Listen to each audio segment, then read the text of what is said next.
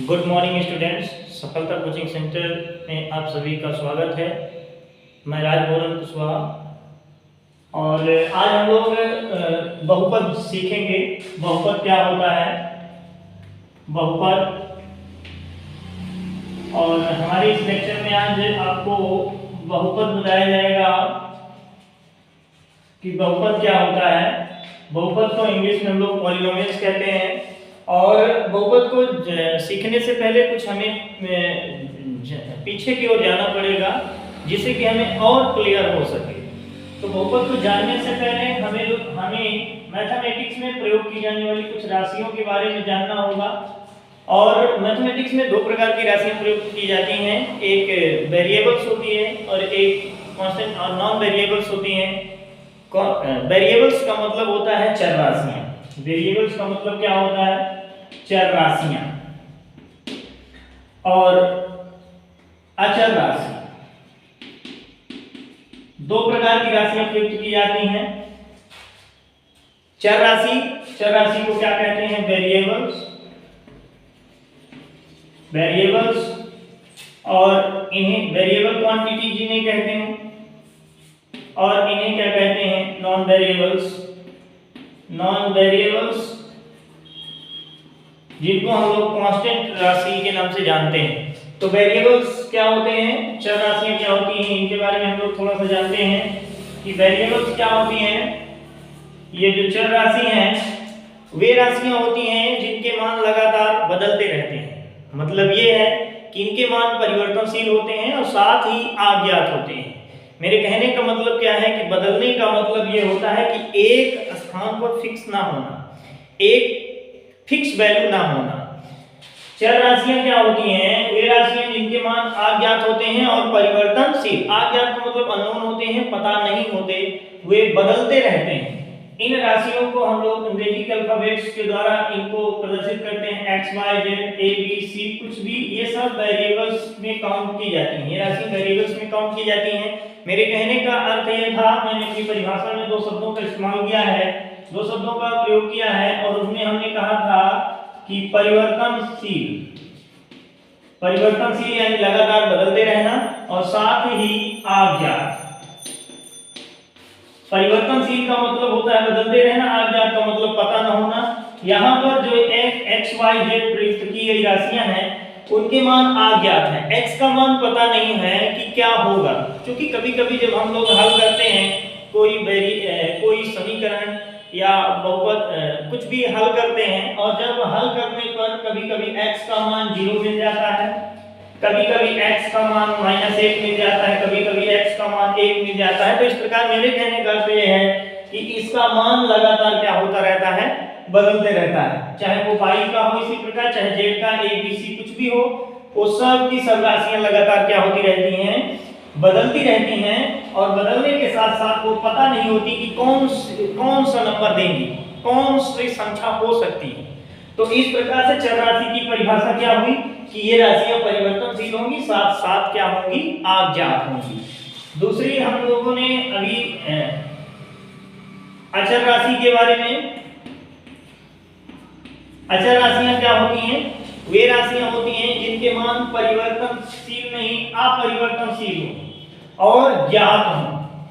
अपरिवर्तनशील का मतलब यह हो कि बदले ना, ज्ञात का मतलब पता हो। जैसे कि गणित में जो भी प्रयोग की जाने वाली संख्याएं हैं, अंक साथ साथ संख्याएं, कोई भी संख्या या अंक हो, वो सारी की सारी क्या कहलाती हैं, अचर राशियां। क्यों? क्योंकि अचर राशियां इसलिए कहलाती हैं क्योंकि ये अपरिवर्तनशील है। अपरिवर्तनशील का मतलब ये होता है कि ये बदलेगी नहीं। अगर एक है तो एक ही रहेगा, दो है तो दो ही रहेगा, कभी एक या एक दो के बराबर नहीं हो सकता।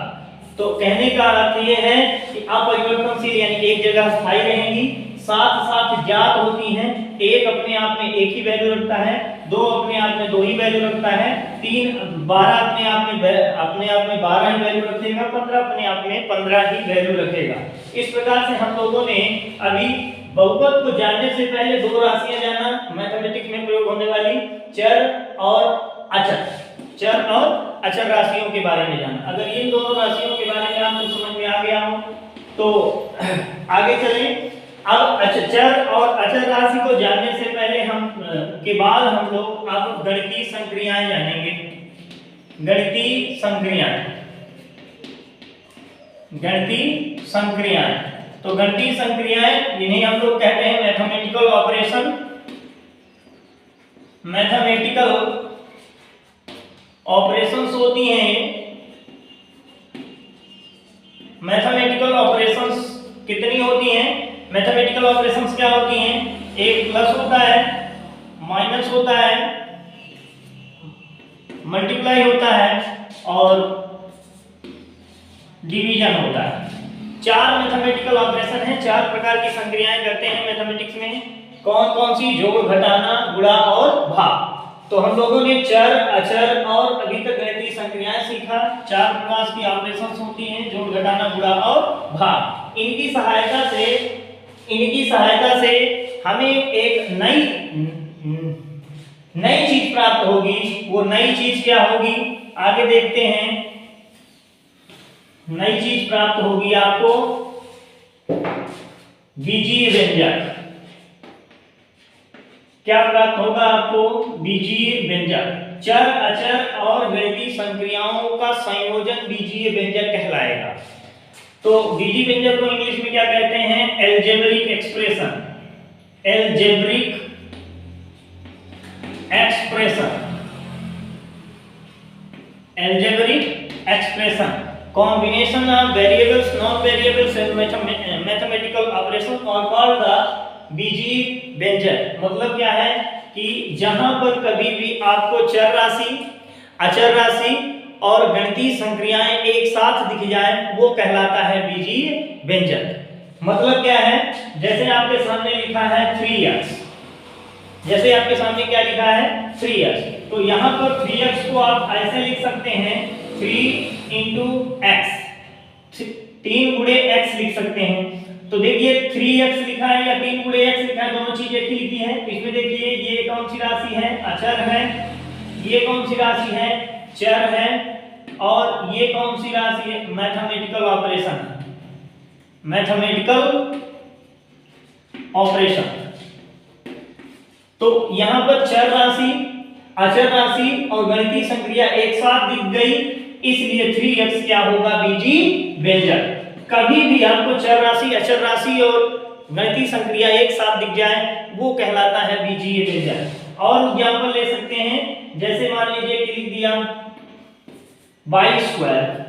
तो यहां पर देखिए ये अचर राशि आपको दिख गई, ये आपको चर राशि दिख गई और इसके गुणा में हम 1 लिख सकते हैं। तो ये देखिए गुणा में हम 1 लिख दिए जैसे ही, तो ये गणितीय संक्रिया भी दिख गई। तो इस प्रकार से हम क्या समझे कि चर राशि, अचर राशि और गणितीय संक्रिया एक साथ दिख गई तो ये क्या कहलाएगा? बीजीय व्यंजक।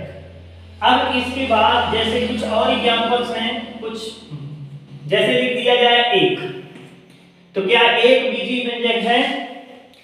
जी हाँ, 1 भी बीजीय व्यंजक है। क्यों 1 बीजीय व्यंजक? इसलिए है क्योंकि 1 को मैं ऐसे लिख सकता हूं x⁻0, क्योंकि x⁻0 की वैल्यू कितनी होती है?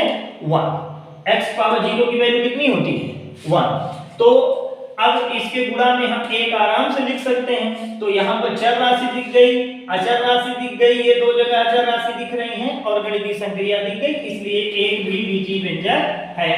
केवल अगर x लिखा है तो भी ये बीजीय व्यंजक है, क्योंकि गुणा में हम 1 आराम से लिख सकते हैं। 1 लिखने से गुणा पर कोई भी फर्क नहीं पड़ता। तो इस प्रकार से हम लोगों ने क्या क्या सीखा? चर राशि, अचर राशि, गणितीय संक्रिया, इन तीनों का संयोजन क्या कहलाया? बीजीय व्यंजक। अब बीजीय व्यंजकों से अब आएगा बहुपद।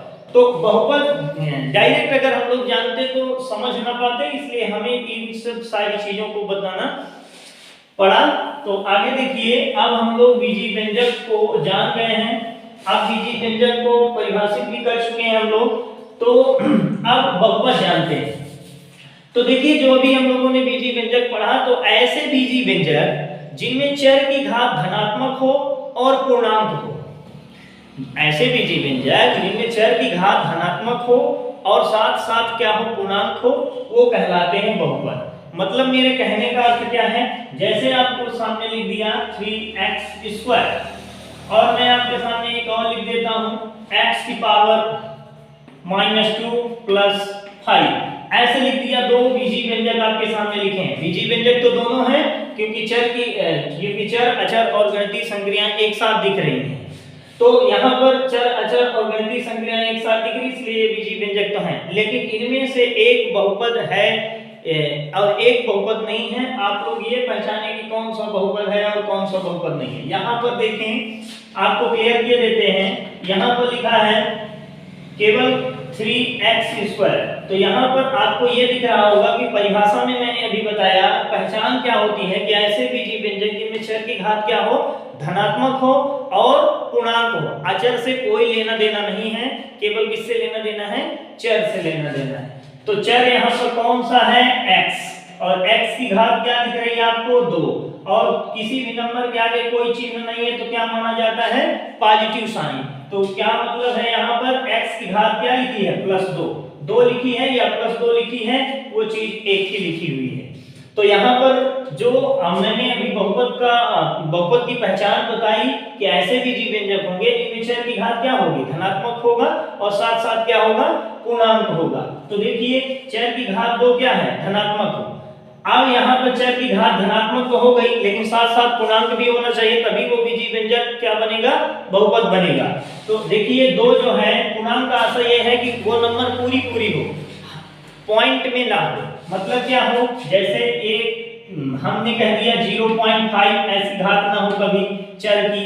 जैसे हमने कह दिया 1/2 ना हो, 1/3 ना हो, इस तरह की घात कभी भी चर में ना लगी रहे। x पावर 0.5 लिख दिया जाए, x पावर 1/2 लिख दिया जाए, x पावर 1/3 लिख दिया जाए, तो इस प्रकार की घात भी ना हुआ करे।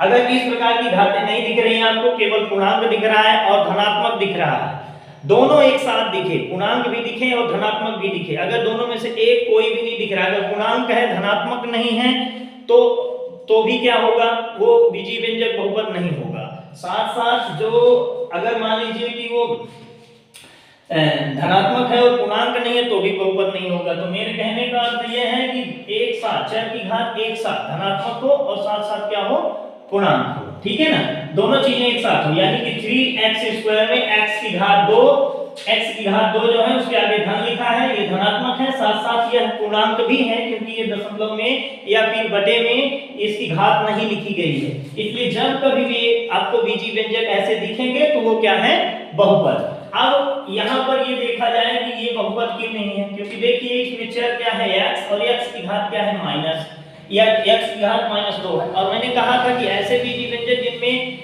चर की घात धनात्मक हो और पूर्णांक हो वही बहुपद कहलाएंगे। तो इसमें चर की घात क्या है, 2 है और 2 काहे में है, ऋण में, इसलिए जब ऋण में हो गई तो ये बीजीय व्यंजक बहुपद नहीं होगा, ये बहुपद होगा और ये बहुपद नहीं होगा। तो इस प्रकार, और जैसे मान लीजिए कि लिखा है √x+2 लिखा है, तो ये बहुपद है कि नहीं है, तो ये बीजीय व्यंजक तो है क्योंकि चर, अचर और गणितीय संक्रियाएं दिख रही हैं, तो बीजीय व्यंजक है, लेकिन बहुपद पहचाने हैं कि नहीं है। देखिए इसमें चर की घात जो √x का मतलब क्या होता है, √x का मतलब होता है x की घात 1/2, और 1/2 तो धनात्मक है, 1/2 के आगे कुछ नहीं लिखा है तो धनात्मक माना जाएगा। लेकिन 1/2 का अर्थ ये होता है 0.5, और 0.5 कभी भी पूर्णांक नहीं है। तो पूर्णांक नहीं है, इसका अर्थ ये है कि यहाँ पर आपको दिख गया कि x की घात धनात्मक तो है लेकिन पूर्णांक नहीं, इसलिए बहुपद नहीं होगा। अब ऐसे ही अगर ये लिखा होता है x + √2 तो ये वाला बहुपद हो जाता। क्यों? क्योंकि मैंने कहा कि चर की घात धनात्मक होनी चाहिए और पूर्णांक। यहाँ पर x की घात देखा जाए तो धन 1 है, x + √2 लिखा है, इसका अर्थ ये होता है कि x पावर 1 + √2, अर्थात x पावर 1 लिखा है यानी 1 लिखा है यानी +1 लिखा है। +1 का अर्थ क्या होता है, आप सबको पता है कि ये धनात्मक है और साथ साथ ये पूर्णांक भी है क्योंकि ये पॉइंट में नहीं है या बटा में नहीं है। तो इस प्रकार से हम लोगों ने बहुपद जाना और बहुपद को पहचानना सीखा। तो हमारे कहने का अर्थ ये है कि यहाँ पर जो भी आपको अभी बताया गया है वो सब आपको समझ में आ गया होगा। और नेक्स्ट लेक्चर में हम लोग बहुपद के प्रकार सीखेंगे। बहुपद के प्रकार हम लोग चरों के आधार पर, पदों के आधार पर और घातों के आधार पर सीखेंगे। आज हम लोगों ने बहुपद के बारे में में सीखा। धन्यवाद।